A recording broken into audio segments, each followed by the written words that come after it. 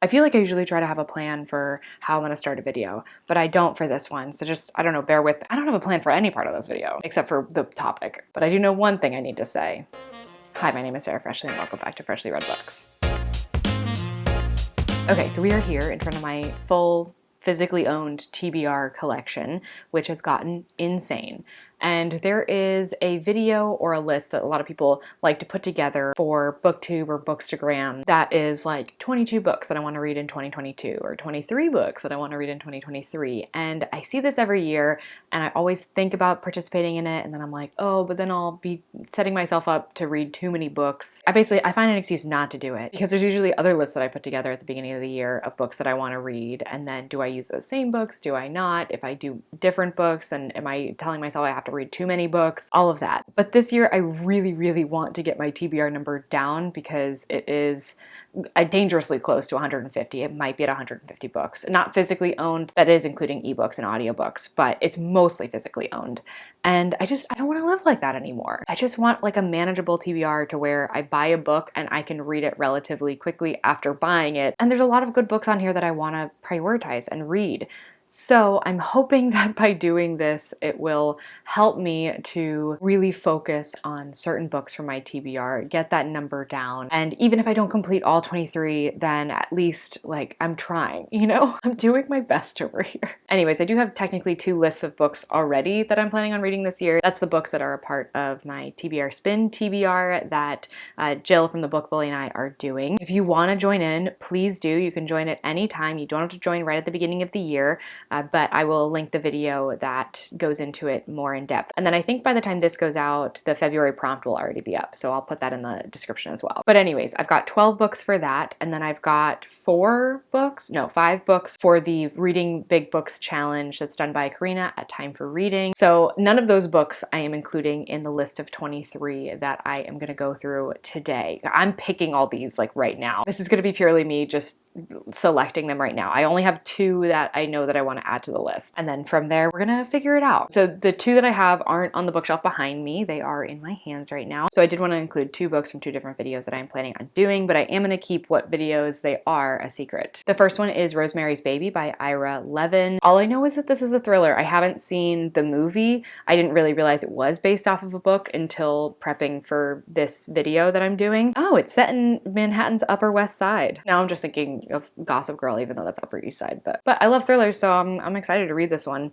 even though I didn't really know it existed until recently. And then the other book on this list is The Dharma Bums by Jack Kerouac. I have not read any Kerouac before. I didn't think this would be my first. I thought On the Road would be my first, but that's okay. Oh, it includes mountain climbing, marathon parties. Is that like just a party for completing a marathon? Or like a really long party? But yeah, so that's books 1 and 2 on my list of 23. Now let's pick more. Also, I'm going to be going really quick through synopses if I happen to know them about the book, and maybe not going through them for all of these books just because it's a lot to talk about 23 books in one video. Okay, so a brief rundown of how I organize my TBR. It is almost all done by the date that I got the book. So technically there's another shelf up here that includes books where the books I've owned the longest are, and then it continues through here. So I do think I'm gonna pull my oldest book because I really wanted to read that in 2022 and I didn't. That is Jailbird by Kurt Vonnegut. I've read a lot of Vonnegut novels.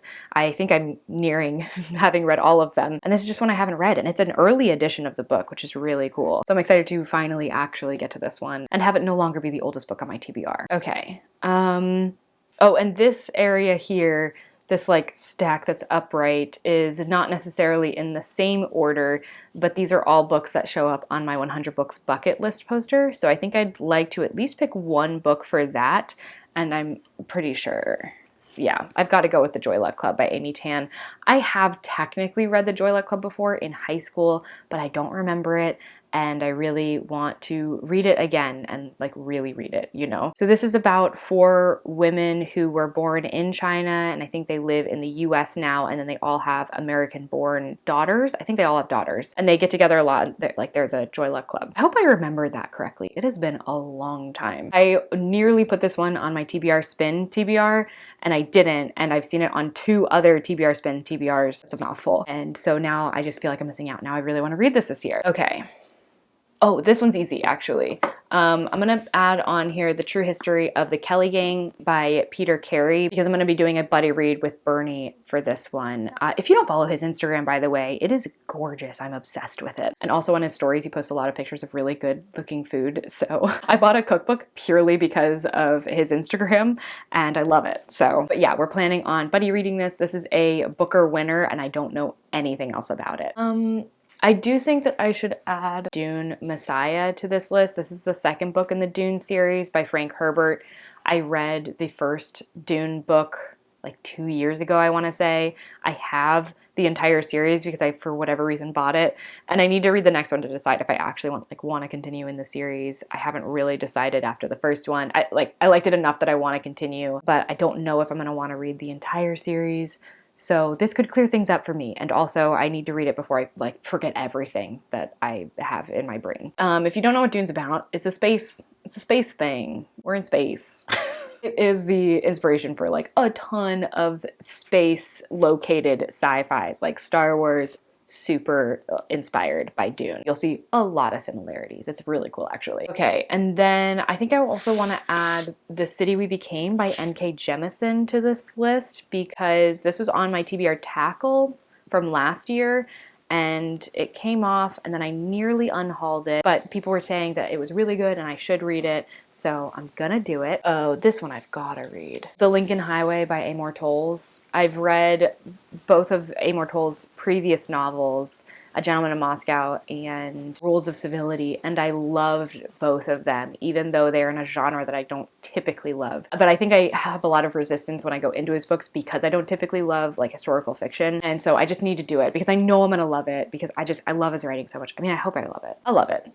It'll be fine. And then also a tiny one that was right next to that is Max and the Cats by, ooh, I don't know how to pronounce that at all. Moasir Slyar? That can't be right. That sounds so incredibly wrong. But there was a bit of controversy. I really just saw it through like a Goodreads review. But I guess this author had accused Yann Martel of copying his book, like copying this book to write Life of Pi, which is one of my favorite books of all time. So I got this one because I wanted to read it to see like how similar it really is. I mean, there's definitely a tiger on a boat, so that part, spot on. Although actually this is a leopard. They're both big cats on a boat. And then I have books over here that also are kind of sectioned out because they're their own thing.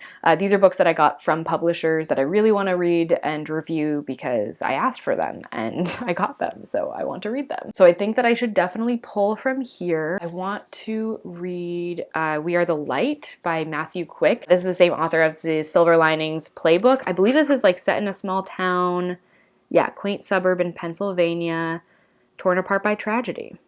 This one I really want to read because the publisher reached out to me and thought that I would like this one and asked if I'd like to review it. That publisher being Avid Reader Press. And so that just feels a little bit extra special, you know? And then I'm also going to add Groundskeeping by Lee Cole to this list because I was really excited about this one and I can't even remember what it's about anymore. Oh, it's during the 2016 election in the US. So yeah, this is probably going to be a fun read.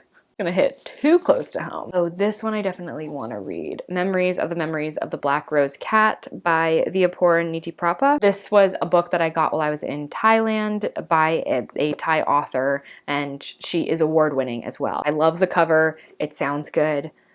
I want to read it. Oh yeah, it's a multi-generational tale of a Chinese Thai family in Thailand. So yeah, I'm excited about this one. And then a book that was given to me by Jill from the Book Bully is Crow Lake by Mary Lawson. I did read one Mary Lawson, A Town Called Solace, when that was nominated for the Booker Prize.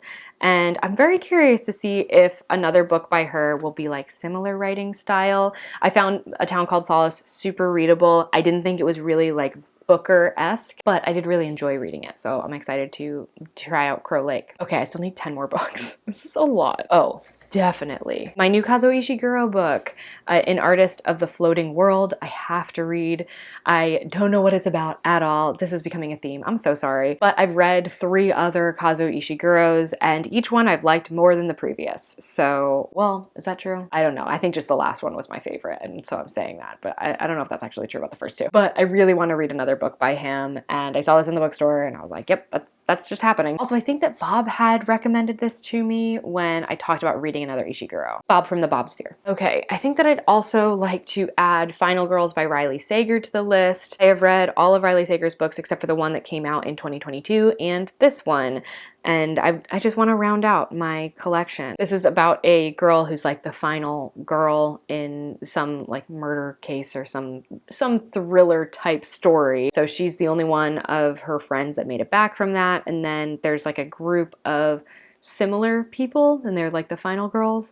That's all I remember. I got this a long time ago. This is from my shelf of like the longest owned books. I should look up there for more actually. No, that's okay. I don't want to read those. Oh, you know what would be good? I should read The Midnight Library. It's past time. I got comments on it when I was about to read it for something else, and then I didn't. I don't even remember what that was for, and now like I've got to do it. I think this is about somebody who passes away and then they're able to, like, in a library type setting, they can go back and revisit moments of their life. Nailed it. I nailed that synopsis. I mean, I just read the first 2 sentences and I assumed that I nailed it. Oh, this one, If You Could Live Anywhere by Melody Warnick. This is a nonfiction book about, like, if you have the ability to live anywhere, how do you choose where to live? Curtis and I both work remotely full time, so we can technically live anywhere. I don't think we could live in like countries that are opposite time zones to our companies, but we do have a lot more flexibility. And so I thought that this would be a good book to read. I definitely want to read it this year because I think we're going to be moving soon-ish. All right, let's throw in Milk Fed by Melissa Broder. This is a book that I was going to read. It was a part of my TBR tackle, and then it was pulled off of that, and I'd still like to read it, so I'm adding it to this. Okay, let's pick a lighter one and go with Emily Henry's Beach Read. This is a book that I got as a part of a holiday book swap that I do with my in-person book club. I ended up getting 2 books from it. I already read the other one, and so I'd like to read this one as well. And also I feel like maybe this book has one more summer of being like talked about. It's just, we're never gonna hear about it again. And you know what, we might not even get that, but I'll be talking about it because it's on this list now. I think I should add another nonfiction. So I'm gonna do The Tao of Pooh, which is the principles of Taoism demonstrated by Winnie the Pooh. I've heard a lot of great things about this one, and it's one that I've really wanted to read. I was really interested in Taoism when I was learning about different religions in school, and I remember doing like extra research beyond what I had to do for class, and so I think that it would be cute to read something like this. I'm picking like a weird amount of books from this shelf, but I'll also choose Malibu Rising by Taylor Jenkins Reid. I'm trying to read all of Taylor Jenkins Reid's books for reasons. I feel like I've talked about it so many times without actually having gotten there because she writes really quickly and she already had a bit of a backlog before I started this whole thing. But yeah, I've had Malibu Rising for a while. I haven't read it, so I'd like to finally get to that. I don't know what it's about. Oh, you know what? I'll also throw in Tell Me Lies by Carola Lovering.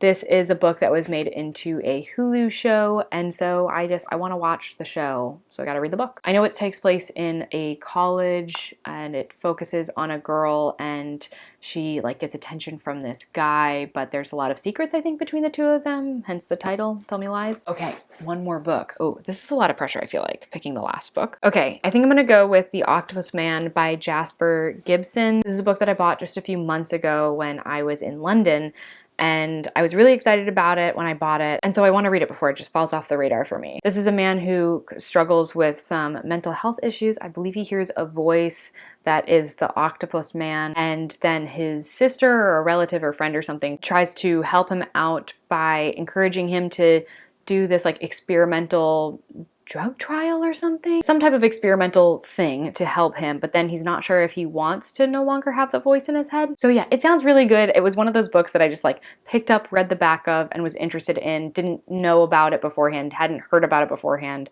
and I love picking up books that way. So I want to actually like get to it, make time for it. Okay, we did it. That's 23 books. You know what? I feel like we got through that pretty quickly. I mean, it helped that I didn't know the synopsis for quite a few of them, but sometimes not knowing things helps. Am I gonna lift these up for a thumbnail? I feel like that's a recipe for disaster. Because this is half of it. Well, this is 13 of the 23. Not even all of these books are gonna be in the shot, and yet here I am doing the absolute most. Can I zoom out any further? Nope. Okay. Okay. Oh God. Oh no. Not so bad. Anyways, that is going to do it for this video. Thank you so much for joining me as I picked out 23 books from my own bookshelves to read for 2023. I'll try to update on my progress on these during any wrap-ups that I do this year so that you know where I stand in the list. And that's probably also where I'll talk about goals in general. I decided not to do a goals video this year. I think just because I'm talking about individual goals in different videos so much that it feels weird to wrap that all up into one. And also I just don't feel like going through my statistics from 2022, which is usually what I do in that video, or thinking about what I want to do for 2023. I don't feel like it. So maybe I'll do that at the end of this year, like look back at 2022 and 2023 together. But for this year, I don't feel like it, so I'm not gonna do it. But like, obviously I'm making goals for myself because I mean, here we are, the whole purpose of this video. But anyways, thank you so much for watching. If you enjoyed it, consider subscribing. I upload new videos every week. I've been trying lately to say what the next week's video is, but I'm filming this like a good deal in advance, and so I have no idea. I guess subscribe to find out. It'll be a surprise for both of us. Anyways, see you then. Bye.